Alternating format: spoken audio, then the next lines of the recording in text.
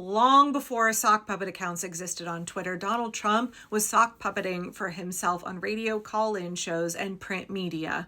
He used a couple of different names in the early days in the 70s and eventually settled on this character, his own personal hype man named John Barron. Now, a lot of people are learning about John Barron for the first time because he happened to call into C-SPAN after the Supreme Court's ruling striking down Donald Trump's tariff plan. John Barron, and this is the worst decision you ever have in your life, practically. Jack's going to agree with me, right? But this is a terrible decision. And you have Hakeem Jeffries, he's a dope, and you have Chuck Schumer, who can't cook a cheeseburger. Of course these people are happy. But true Americans will not be happy. And you have the woman earlier, I assume she's a woman, she's a Democrat, but she said she's disgraced. She's devastated. All right, John. We'll go to Chester, who's in Baton Rouge, Louisiana, Democratic caller. So obviously this clip has gone super, super viral today. It's everywhere. Very distinctive voice, accent, cadence, particular insults that he uses, manner of speaking. Obviously we know who that is. It's not John Barron, as the caller said. It's clearly the President of the United States, Donnie Dwindles. Now, I didn't realize that people didn't know that Donald Trump has done this since the 1970s. He didn't always use the title John Barron. He started off with John and then had a number of other last names that he used before he decided on John Barron, long before the birth of his son, Barron Trump. As a rabid consumer of PBS, and in particular a real Frontline junkie, I learned about this a long time ago. The Trumps are good copy, and the gossip columnists are in for a field day. In 1991, when Donald Trump's personal life was headline news, High-octane mix of the stuff that sells newspapers. he did a phone interview with People magazine under the name John Miller. It's an artifact of the time in that he never disguised his voice. It's clearly Donald Trump when you listen to the recordings. This was his way of pulling himself out of himself and touting himself to reporters in a way that even Donald Trump, with all his unbridled ego, couldn't bring himself to do. He's somebody that has a lot of options, and frankly, he gets called by everybody. He gets called by everybody in the book, except the women. Well, he gets called by a lot of people. When we confronted Donald Trump with this, he didn't exactly deny it. He now is at a point where he is sort of sheepishly saying, well, some people say that. It wasn't the first time Trump had used a pseudonym. It happened in 1980. Donald Trump was looking to make his mark in Manhattan real estate. And Donald came upon this site, which had the Bonn Hotel building on it. It was kind of a landmark building. It was next door to Tiffany's. He loved it. It was to be called Trump Tower, 58 stories of high-end retail and high-priced condominiums. But before he could begin construction, Trump had vowed to preserve two valuable sculptures. And these were absolutely beautiful Art Deco sculptures that had been promised to the Metropolitan Museum. It was delaying Trump's construction, so he brings in a gang of workers to just break the stuff up, and boom, dust, gone forever. The press was all over him. Trump suffers a major hit in his reputation in New York because people see this as an act of vandalism. And everyone came down on his head. He was in a lot of trouble in the city. He was in the headlines every day. Donald Trump went underground. Repeated efforts over the last 3 days to reach Mr. Trump have been unavailing. But the press would hear from John Barron. John Barron, a vice president of the Trump Organization, said 3 independent appraisals of the sculptures had found them to be without artistic merit. There was a Trump spokesman, John Barron, who called the press and explained why these things couldn't be preserved. John Barron said the merit of these stones was not great enough to justify the effort to save them. And it was his first employment of this fake persona. Trump had learned the tactic from his father, Fred Trump, who sometimes used the name Mr. Green. He was Mr. Green. Fred was, when he called up and asked questions. He said, "This is Mr. Green." And Donald was later John Barron. I don't think Donald was necessarily evasive with the press when he used his alter ego, John Barron. I think it gave him the opportunity to say things that he couldn't say as Donald Trump. John Barron helped take the heat off Trump. The media moved on, and Trump Tower became his most iconic property. He saw this as a crowning achievement, and he was willing to take the PR hit because ultimately Trump Tower would be this great monument to himself. For Donald Trump, the experience would shape his dealings with the news media for decades to come. He doesn't care. He simply doesn't care. He simply thinks that bad publicity is good publicity, and certainly better than no publicity at all.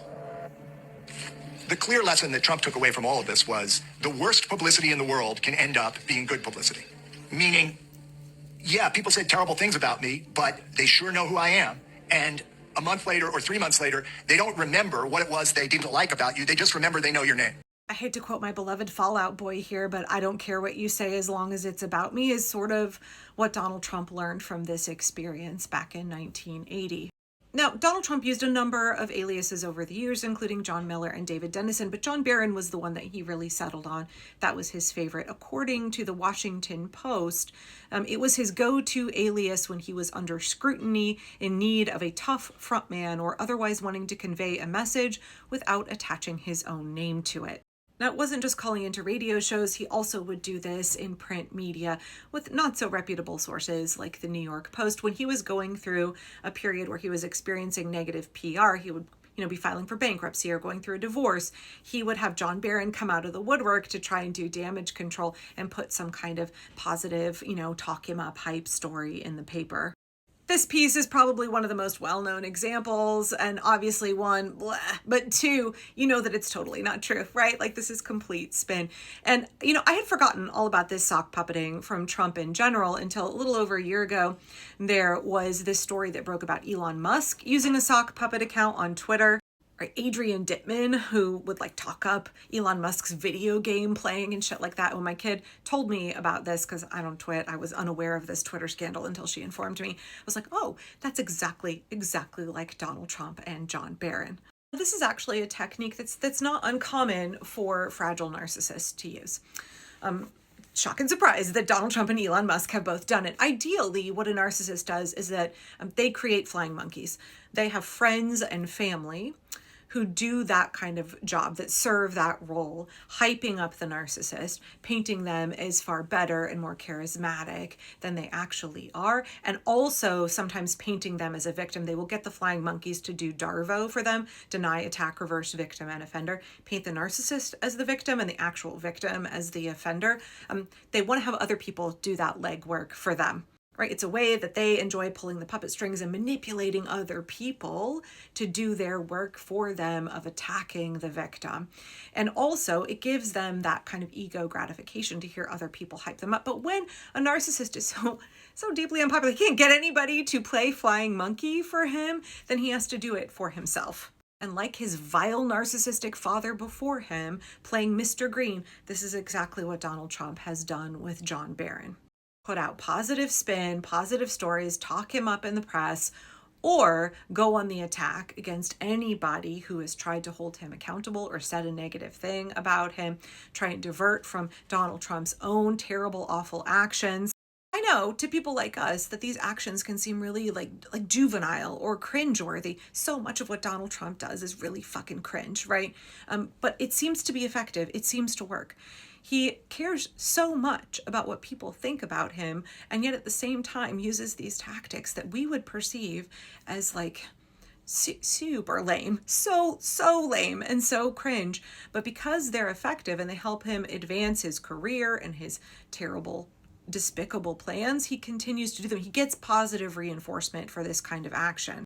Right? It's not just about being able to vent his feelings in response to a perceived narcissistic injury by the Supreme Court, which is what he did the other day on C-SPAN. He's also used it, again, to hype himself up.